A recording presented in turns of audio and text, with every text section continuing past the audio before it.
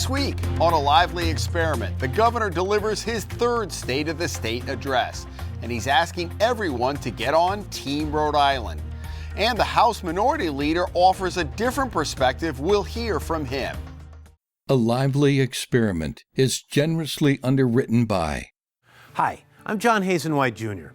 For over 30 years, A Lively Experiment has provided insight and analysis of the political issues that face Rhode Islanders. I'm a proud supporter of this great program and Rhode Island PBS. Joining us on the panel, URI Political Science professor Emily Lynch, Billy Hunt, chairman of the Libertarian Party of Rhode Island, and political contributor Jim Vincent. Hello and welcome to Lively. I'm Jim Hummel. Governor McKee painted a rosy picture of life in Rhode Island on Tuesday night, saying the state is strong and has made investments in key areas during his 3 years as governor. He followed that up with the release on Thursday of a $13.7 billion proposed budget for next year that will also ask voters to approve hundreds of millions of dollars of borrowing in the form of bond issues. We'll get to that a little bit later, but first, some excerpts from the governor's 45-minute address to a joint session of the legislature this week. Good teams are built when talented individuals do their best. But the best teams, the very best teams, are built when talented individuals use their skills to help others do their very best. When I became governor, I believed that Rhode Island could do better, be better than just a good team.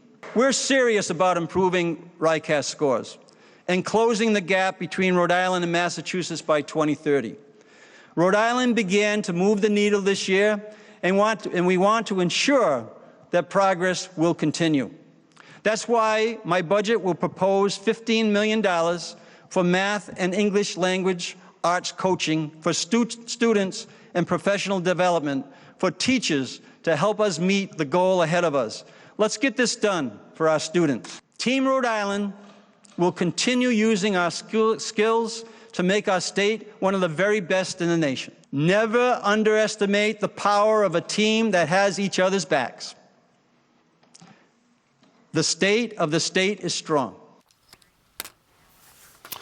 Kind of makes you, Emily, let's start with you. It kind of makes you want to suit up and get out there on the court. That's right. You've watched a lot of these State of the States address. We'll get into some specifics. Your overall impressions?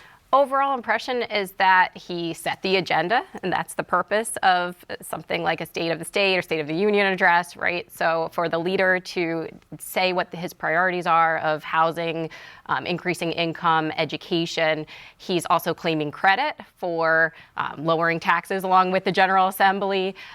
He's talking about how attendance has increased. So, he's talking about overall how this is a great state to raise a family. He's also presenting himself with this theme of being the team captain, right? Where he can create this team or work with others that I think will end up being this theme for 2026 and continuing on with how he can lead a team to improve Rhode Island. You mean ultimately when he gets the re-election?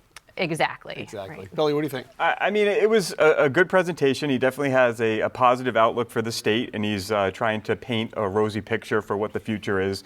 But for a governor who won his election with 60% of the vote, you would expect him to have a more dynamic and more serious goals that he's trying to focus on to get accomplished over the course of his governorship. His bold plan last time was a 0.15% reduction in the sales tax. That was not mentioned in this year's State of the State address, and there was no real substantive big change or big plan that was put in place that he's pushing through. He seems to just be going with the flow. In fact, a lot of the issues that he championed and he talked about and that got the biggest applause of the night literally fell into his lap. And in the case of the independent man, almost literally fell into his lap. So I think there is a lot of the need of more planning and a more leadership on his end to kind of set the agenda and not just go with the flow of what the General Assembly is saying. Well, I liked the speech. I thought it was very optimistic. I liked this what's analogy type things that he was doing in the speech. And there's several quick hitters I have here that I thought were particularly good. One, I thought that the $100 million bond for housing was great because we are we are in a housing crisis. So any kind of money that's going to be spent on housing, I think, is important. Education, $36 million for English language learners, $6.9 million for pre-K expansion, great. $15 million for English and math coaching. All of that needs to be done in education, because if we're going to match Massachusetts, we need to really double down on dollars going into education. Also, job creation. I like the $135 million bonds for URI and RIC. I like the life science lab idea that's going to be run by my friend Neil Steinberg. And I like the idea of cybersecurity building at RIC with Jim Langerman, because we got to create jobs of the future if we're going to have people working and being gainfully employed, and jobs that are going to make a difference. Even retirees, at some point, even I will retire. I like the fact that they moved the exemption from $20,000 to $50,000. It might not be a lot of money to some people, but $500 a year, I'll take it. You know, also early intervention. The kids that are, on waiting lists that have developmental disabilities. There's going to be $4 million. We need to spend more money on that. We shouldn't have any kids with developmental disabilities on that waiting list. Yeah, our own Steph Machado, of course, with the Globe, and she's on this panel and does pieces for Rhode Island PBS Weekly. That story was here, right. And it was really, it was really sobering about how long people have to wait for those services. Let me get back to affordable housing. Everybody's been talking about $250 million accounted for. A lot of that hasn't gone out the door. I wonder what the appetite's going to be for another bond. If you get to the bonds usually pass. But I wonder what the appetite's going to be in the Senate. They want to see some of the results. Are we going to put $100 million on top of the $250? I wonder how that discussion's going to go. Right. I think that your point is valid in how we are going to look at how the General Assembly as a whole, how are they going to react to it? And I think the leaders have been a bit hesitant to be on board with more housing funds, because they're waiting to see what's being done with the housing funding that's currently in place. What about that? Housing takes time. I worked at Rhode Island Housing for 14 years. It's not exactly something you do overnight. And there's different phases of housing that must be met. There's different types of housing, affordable housing versus other kinds of housing.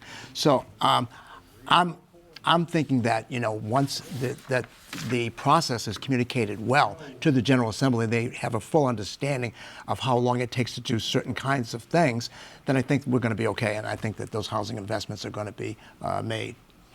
Yeah, the housing takes time, but even from the time that the governor has been in office, you haven't seen a significant increase in any type of housing, whether it be our general housing stock, which has been basically flat for the last few years, our affordable housing, we're adding 400 or 500 units a year, only 50 of them are typically owner occupied.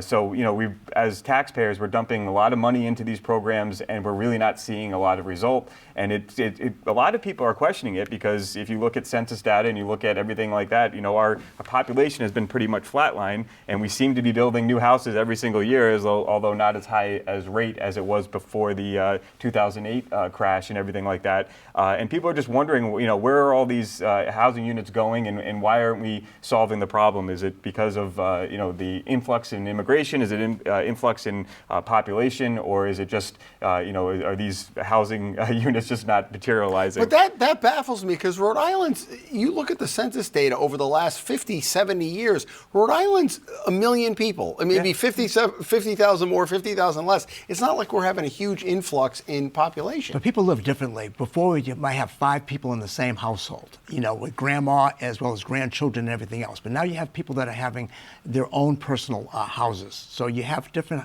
household formations happening. So that's really, I think, something that's driving it. The fact that we're not living the same way we did 50 years ago with 10 people in the same family living in one house. Well, to that point, you have a situation where instead of having multiple generations living in the same house, you now have a lot more divorced families where not only does the parent have to have enough room for their kids, but now their divorced spouse has to have enough room for those kids as well. So you have 2 individuals that would naturally be living together beforehand, now living in 2 separate houses that both need to have room for the children. As you see an increase in people and kids being wards of the state and going through that and dealing with the problems like that. I know situations where families who have taken in foster kids and everything like that needed to have more room based on state regulations on living conditions and stuff like that. So, the more and more the state gets involved in these types of issues, the more and more it's going to make it less housing stock available for Rhode Islanders in general, I would say. I also think we need to consider what I believe RIPEC brought up about land use and being strategic about where are these housing developments going and working with the municipalities to make it easier for these families to get to grocery stores, to work, et cetera. It's not a new issue at URI, but because so many kids live off campus and they're down at Bonnet and they're in other places in South Kingstown. But I found it interesting that Johnson & Wales is going to require their students 3 years on campus. Now, I'm not sure that would work with every campus, but it's an effort to free up more housing that maybe students are taking, right? Right. I mean, housing is an issue in Narragansett, South Kingstown. On the campus of URI, there's grad students that are struggling to find housing, so that is definitely an issue. We're dead last in housing production in the country, okay? Dead last, not 49th, we're 50th, and we've been that for decades, okay? So housing production is needed. I think we need 24,000 units to be, so that we won't be in a so-called crisis. 24,000. Okay, there's $100 million bonds. They're talking about hundreds of units, hundreds. But you can't just snap your fingers and spend $250 million. That's right. That's a years-long process. That takes time, and maybe it takes time. But it has to be done, because if you don't do it, then you don't have anything, and the problem gets exacerbated. So, I mean, these household formations, I agree with you in terms of that, as well as what I said about people living in the same house. We have to create units. If we don't, then, the speculation in terms of from Connecticut and Massachusetts, people coming down here because the housing is relatively cheaper, is just going to drive up the prices. I read something just the other day, I think it was last night, that Providence is going to be one of the 5 hottest housing markets for 2024. 5 hottest housing markets in the country. So all that does is put pressure on the values. But the demographic of people who are moving into Providence are from Boston, and New York, or there are also higher income people who are getting either retired or on the verge of retirement, and it's not necessarily the type of people we're looking in. The governor is calling on helping us keep the younger people and stopping the brain drain in our state. We want the young people to be able to afford to live here and raise a family here. Exactly. Billy, I do want to talk about the budget in a second, but let's talk about education. Apparently Massachusetts is always the gold standard, and we're trying to be like Massachusetts. Did you hear anything from the governor that, look, you guys have kids in school right now, and so that's something you're focused on? What did you think about what he said? The education in Rhode Island is a mess entirely. Certain things of his budget proposal, and it's been talked a lot about in various articles, is a lot of it is the reimbursement that they're doing for students after they leave school for whatever reason, if they go to a charter school or if they move to basically backfill that transition support. You think about how much money the state is paying basically for kids not to go to school and to maintain these school programs. We've just voted millions of dollars of school bonding in the last special election to rebuild all these schools and to invest all this amount of funding. But we see enrollments consistently declining in our state. And it just makes me wonder, why are we investing all this money? It's similar to what's going on with RIPTA, where ridership is falling precipitously, but we're still dumping tons and tons of money into it. But that's going to change, because they're paying for empty seats now, but the word has gone out, we're not going to do that. Well, so potential layoffs, potential restructuring of school funding formula. Well, exactly, and it's going to create all sorts of problems with the teachers' unions and everything like that. I don't see a lot of beyond his Learn 65 program, which is essentially an unfunded mandate that he's gotten the cities and towns to go on. I didn't see a lot of anything, again, like I said, major proposals or major initiatives by the governor. There's a lot of little things nibbling around the edges to kind of, to fill out his own individual policy, I guess.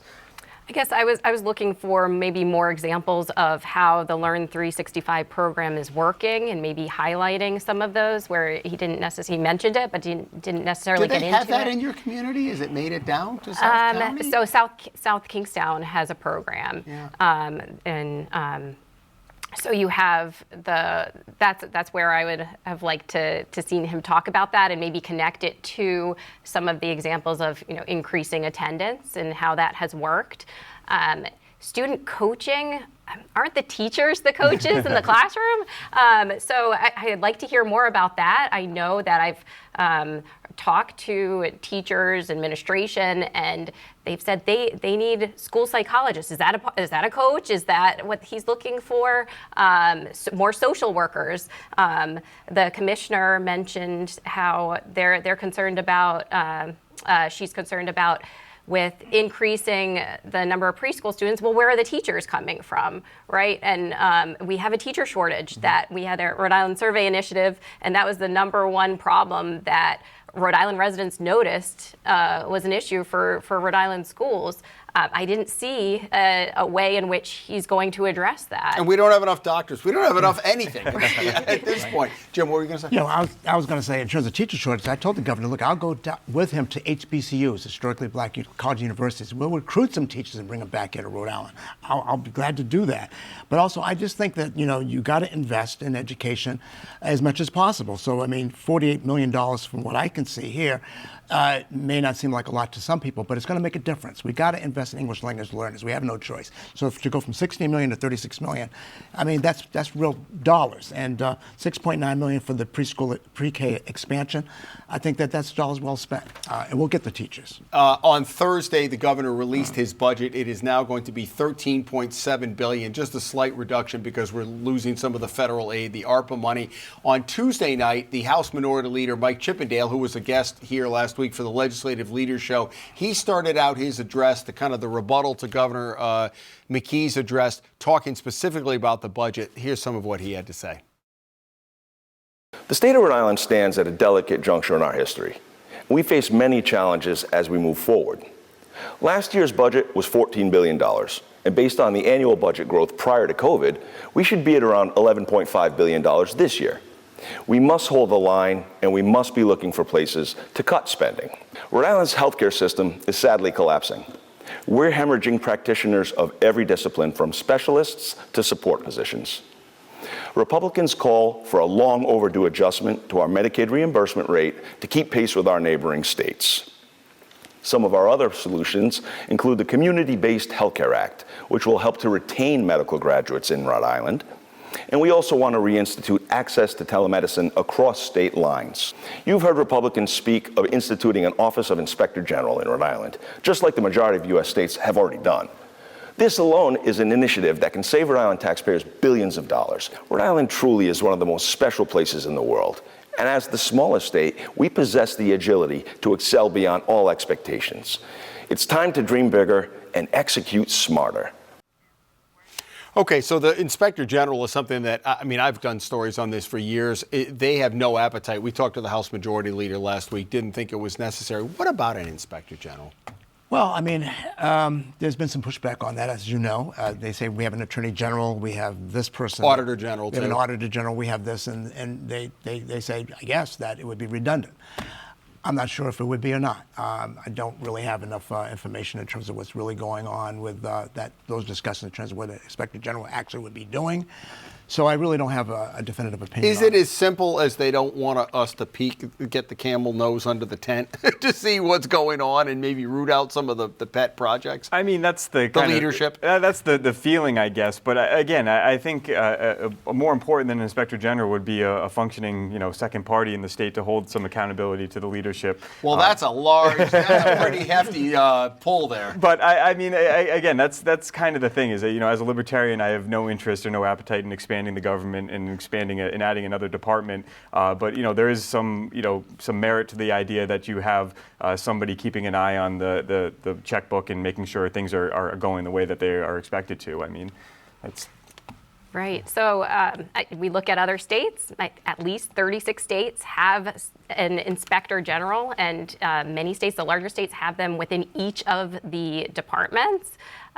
We have Massachusetts, Connecticut having Inspector Generals in different capacities of what they're doing. I believe Connecticut is more focused on Department of Corrections versus Massachusetts is looking at waste at the state and local levels. So if we're looking at comparing other states, they have this Inspector General.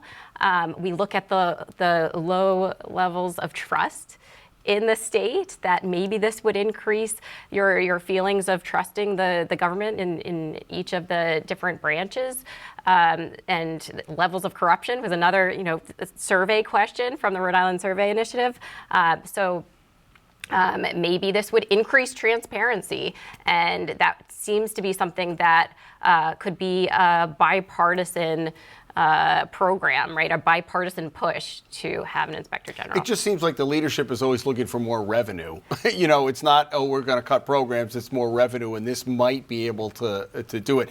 I was thinking, as you were saying, the plural, we may have to come up with a new term, inspectors general, like attorneys general. Law Enforcement Officer Bill of Rights. Yes. We've heard from the leadership. Everybody seems to be on board to want to get it done and want to get it done quickly. You were on that commission. I was on the commission. You were on the commission 2 years ago. We thought we were going to be over the finish line. Are you hearing at all any movement early in the session, or do you think this is going to be one of those things? It didn't make it through last year because they just ran out of time. Okay, two things. One, I was on the commission, the Senate commission, and two, everybody knows I'm for the full repeal of labor, like they have in 37 other states. But you're not holding your breath. But I'm not holding my breath because it doesn't necessarily have to make sense to me for something to be compromised out and have some kind of reform that probably is not going to do anything other than make people happy. However, I did run into the speaker yesterday, and he said, "I'd like you to see the House version. I think you'd like that a lot more, and I think the advocates would like that a lot more as well than previous." So. I mean, we'll see what happens. I think it is going to happen from what I'm hearing. Something's going to happen. Whether or not, the advocates will like it, I doubt it. Whatever comes out. But something will happen to be better than nothing. Great. Is there anything else in the budget that stood out to you or either of you or stuff that you'd like to keep an eye on as the session unfolds? Well, it was interesting to me about, again, he talked about raising the per capita income by $20,000, which, it's... And where did that figure come from? It's Gary Sass and Ted Nisi were going back and forth a little bit about this on Twitter after he made the comment. But, if you look historically, the last 5 or 6 years, we've grown per capita income by about 15 what is it? I'm sorry. And so the idea of going up to $20,000 in the next 5 or 6 years is not that big of a stretch, in my opinion. And in terms of the budget projections and the revenue projections, they better hope that they reach that goal, or else they're going to have a revenue shortfall and a budget deficit. So it's something that I don't think it's necessarily, again, a bold ask to hit that $20,000 mark. It's something that we're kind of going that trend anyway, and it's like saying, I'm going to make a few free throws in my basketball game. It's not really going for the double-double or the triple-triple. Yeah, exactly. Anything else you're taking a look at in the budget? I think that it's important that McKee is proposing more funding to increase minority and women-owned businesses to be a key player in the state. Great. Let's go to outrages and or kudos. Mr. Vincent, what do you have this week? Well, drum roll, please. Surprise, surprise. I have a kudo. Oh, my goodness. Go ahead. I surprised you. Melissa DuBose, District Court Judge Melissa DuBose. Several months ago, she came to me and said, "Jim, I'd like you to be a reference because I'd like to put my name in to be a U.S. District Court Judge. We have 3 here in Rhode Island." And I said, "Sure, and I'll also talk to Senators, White House and Senators, and Senator Reid on your behalf as well." And of course, something like this is always like a long shot because you got so many people that are qualified. Well, guess what? They both agreed that she was the best qualified candidate. They have recommended her to President Biden, who will have to go before the U.S. Senate, or her name. And it's a great story. She grew up in Mount Hope, Central High School graduate, came out, started teaching at Central High School, going to Roger Williams Law School at night, then worked, for the as an assistant attorney general, became a district court judge. She came to me at that time, and I said, "Sure, let's try to get that." And now she's going to be the first black U.S. district court judge, I feel, in Rhode Island history, making history once again. Did you put her over the finish line, Jim? No, not me.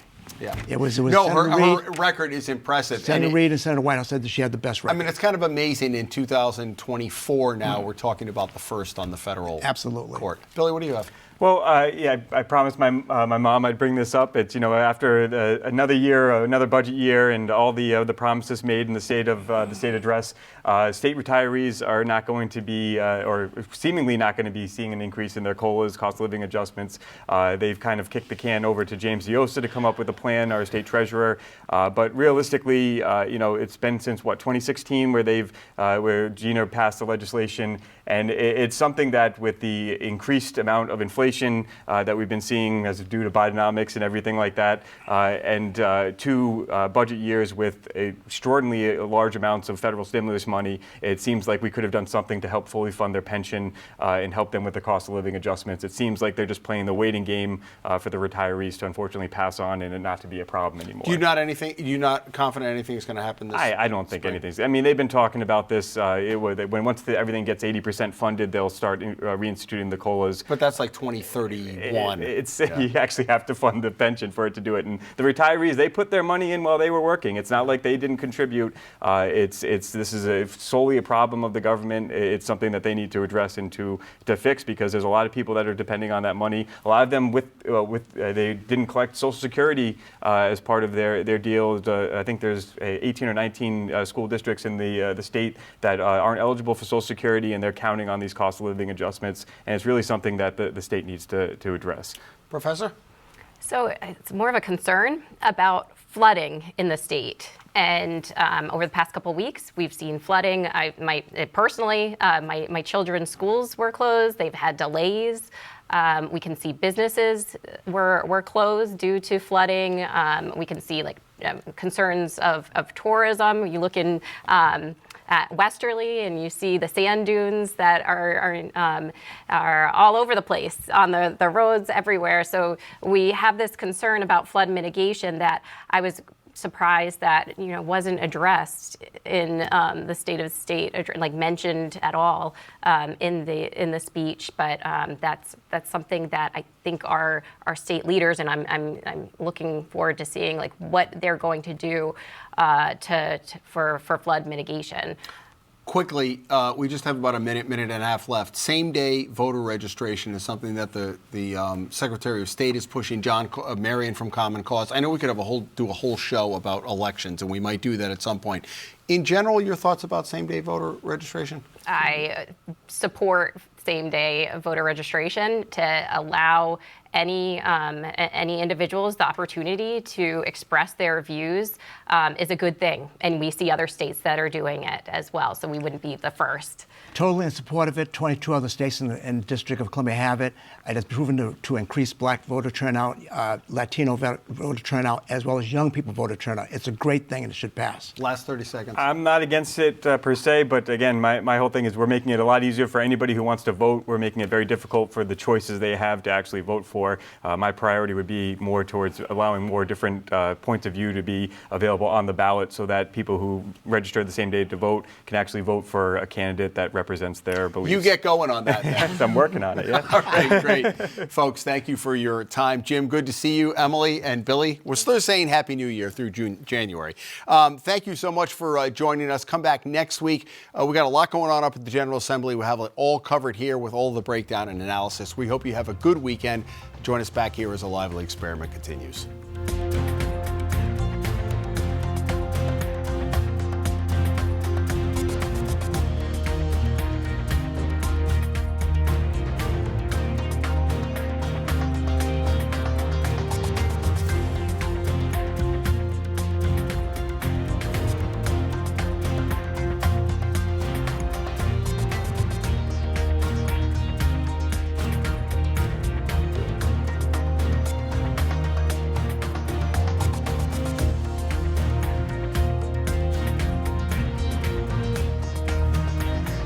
A lively experiment is generously underwritten by.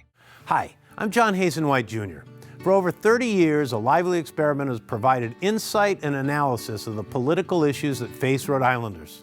I'm a proud supporter of this great program and Rhode Island PBS.